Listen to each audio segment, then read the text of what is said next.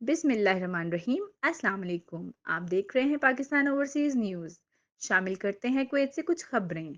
Kuwait Pakistan blood donors نے Kuwait central blood bank Jabriya میں اپنے silver jubilee blood donation camp کا انعقاد کیا، جو کویت کی تاریخ میں ایک ریکارڈ ہے۔ یہ بلا شبہ کویت بلڈ ڈونرز کے صدر ملک ساجد علی اور ان کی ٹیم کی کاوشوں کا نتیجہ ہے۔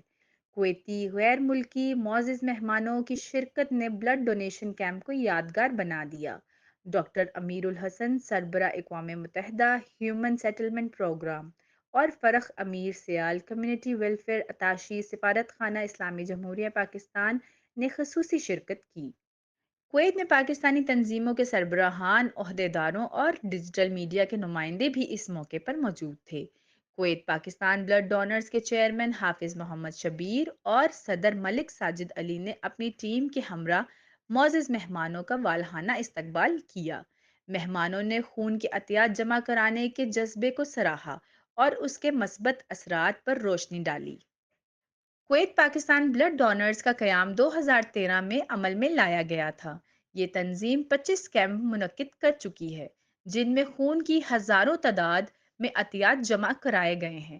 بلڈ ڈونیشن کیمپس کے علاوہ Kuwait Pakistan blood donors social media کے ذریعے عطیہ خون کی درخواستوں پر فوری عمل کرتے ہیں۔ اس طرح مریضوں کی فوری ضروریات پوری کر دی جاتی ہیں۔ گزشتہ یہ منعقد ہونے والا بلڈ ڈونیشن کیمپ دوپہر 1:30 سے شام 6 بجے تک جاری رہا۔ 329 افراد نے خون کے عطیات جمع کرانے کے لیے رجسٹریشن کروائی۔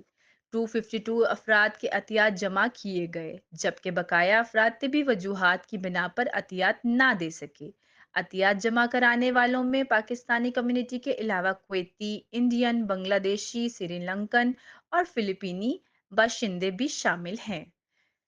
کویت پاکستان بلڈ ڈونرز کے چیئرمین حافظ محمد شبیر اور صدر ملک ساجد علی نے کہا کہ ہم عطیات جمع کروانے والے تمام افراد، پاکستانی تنظیموں کے نمائندوں کا تہہ دل سے شکریہ ادا کرتے ہیں۔